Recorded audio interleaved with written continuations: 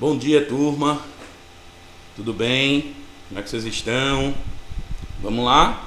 Vamos fazer aquela continuação, né? Sobre o que a gente vem estudando, que é sobre o Brasil. Tá bom? Vou colocar aqui o nosso material. Pronto, né? Quando se fala de Brasil, a gente lembra aí, né, do povo brasileiro. Na realidade, nós já estudamos um pouquinho sobre os índios, né, que são os nativos, os negros, tá? Foram escravos aqui no Brasil, e os portugueses que chegaram, né, e fizeram todo o processo de colonização, tá bom? E aí, ó, surge o que a gente chama de formação de miscigenação, né? Ou seja, você tinha os nativos, você tinha os africanos, os imigrantes europeus, principalmente quem, gente, no início, Portugal, né? Principalmente Portugal no início. A gente sabe que depois, lá no período do café, né, começa a chegar outro grupo, como italianos, né, alemães, tá bom? E os asiáticos, né, que também foram chegando depois. Um dos exemplos principais são os japoneses, que a gente viu também, ok? Então, sobre formação, é isso que a gente precisa aprender. Só que o livro, ele pede para a gente detalhar um pouquinho, conversar um pouquinho sobre aquelas formações que nos dias de hoje estão tendo algumas dificuldades, tá bom? Então a gente começa aí, ó, com um povo que sempre foi muito importante para a gente, que é o povo indígena no Brasil, tá? Gente, esse povo chegou aqui no Brasil, né, há mais de 10 mil anos, e era um povo que sempre pensou em cuidar muito da terra. Então, quando você olha uma tribo indígena, basicamente você tem desmatada uma pequena área, né, que é onde eles moram ali, tá bom? E aí, normalmente, ao redor, você vai ter mata, né, floresta. Professor, por que isso ocorre? Porque eles sobrevivem dessa mata, né? Esse povo, gente, eles sempre foram, no início, né, eles mudavam também de um lugar para o outro, tá? E eles sempre viveram de quem? Da coleta e da caça. Isso é de extrema importância para o povo indígena até hoje, tá? O povo indígena, ele tem vontade todos os dias de sair e buscar o seu próprio sustento, né? Eu já vi algumas ocasiões que o desmatamento retirou a alimentação ali do povo indígena, e aí terminou o sistema brasileiro tentando levar, um exemplo, cesta básica para esse pessoal, e eles dizendo assim que ficam muito tristes, porque eles não queriam produto pronto, eles queriam fazer, né, essa busca, essa coleta, essa caça, né, essa pesca, tá? E isso sempre foi muito importante para eles, né? Tem uma cultura que é muito forte. Nós temos o privilégio de conhecer sempre, né, das pinturas, tá? Dos colares. E aí a gente sabe que quando a colonização chegou, gente, né, pelos portugueses, esses índios, para não ser escravizados, a maioria deles, como está aí, ó, no texto, migraram para a região norte, né, para a região da floresta, o que? Amazônica, tá bom? Então, hoje há uma concentração muito grande, ó, desse grupo lá na região norte.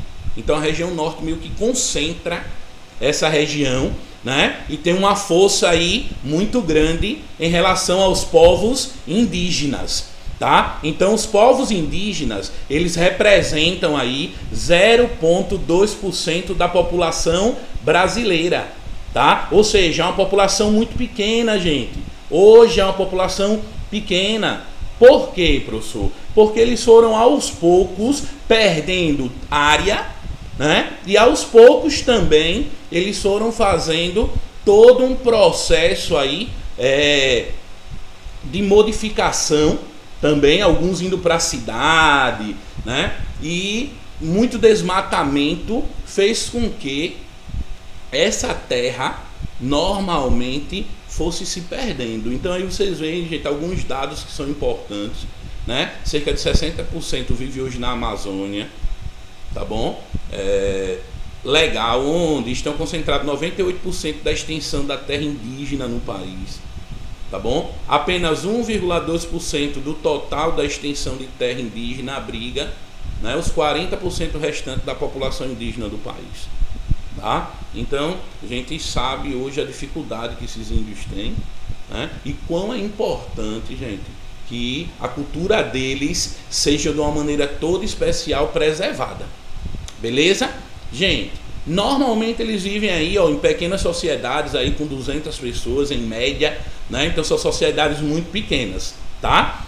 Depois a gente fala um pouquinho, ó, sobre os negros, né? Que hoje a gente chama muito dos quilombolas, né? Professor, por que a gente chama hoje quilombolas? Os índios a gente chama muito da aldeia, né?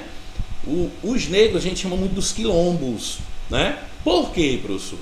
O que seriam os quilombos? Gente, os quilombos eram comunidades formadas por escravos fugitivos na fazenda. Nós temos o privilégio daqui no nosso estado, né? No estado de Alagoas, ter uma área quilombola que é muito importante para o Brasil todo, né? Chamado Quilombo dos Palmares, né? Fica ali na região, no município de União dos Palmares, né? A gente tem uma serra ali que é muito conhecida, que é a Serra da Barriga, tá? Lá se tem um museu a céu aberto, tá? Com muitas ideias culturais, né? Isso é muito importante. Então esses quilombos, eles permanecem até hoje, tá? Lá na Serra da Barriga você tem um quilombo, você tem pessoas que moram ali, né? Onde você consegue conversar com elas, entender um pouquinho da sua cultura, tá? E no passado eles constituíram locais de refúgio, né? Como eu falei, né? Tá? Então quando eles fugiam, normalmente os quilombos, eles encontravam, os negros, né? Encontravam refúgio nesses quilombos. E ali eles foram montando ali sua comunidade, foram se alimentando de uma maneira geral do que eles plantavam nessa região, tá? A macaxeira era um dos pontos, né, principais ali onde fazia a farinha de mandioca, né, onde fazia ali o beiju, a tapioca, né? E eles tentavam ali manter essa cultura para que pudesse manter também a região, a ideia do quilombos, tá bom? Então, professor, como é que se vive hoje essa comunidade quilombola? Tá, eu trouxe aqui algumas imagens, né, algumas danças quilombolas, tá? O tipo de trabalho, né, que eles tentam se manter até hoje longe, né, da rede urbana mais forte. E aí eu trouxe uns dados só para você entender, gente, ó, onde se teve a maior força de comunidade quilombola e continua até hoje. Você vê aí, ó, Bahia, né? Minas Gerais, tá bom? Você vê uma partezinha ali, ó, tá? De Pernambuco. Por quê, professor? Você vai ver que o Nordeste aí, tá? Ele consegue manter um pouco dessa comunidade, né? A região ali também, Centro-Oeste, com um pedacinho ali do Pará, né? Também tem essa quantidade, mas você vai ver que no Sul, gente, isso já diminui muito, tá bom? Por quê, professor? Porque normalmente, né, os quilombos foram formados aonde os negros tinham muita força de trabalho. E a gente sabe que o Nordeste era um lugar desse. Minas Gerais, né, com ouro, também se levou muito negro para trabalhar nessa região quilombola, tá? E aí hoje é onde se vive a maior parte dessa comunidade. Ok? Então a gente termina aqui com esses dois grupos, né? Que são os índios e o grupo quilombola. E aí entra aí, gente, o grupo ribeirinhos. Professor, normalmente os ribeirinhos são índios? Nem sempre, tá? Grupo ribeirinhos normalmente, tá? Ele busca, a maior parte da população são nos rios da Amazônia. Eles buscam muito, gente, a questão do extrativismo, da pesca, né, do açaí, tá? Da própria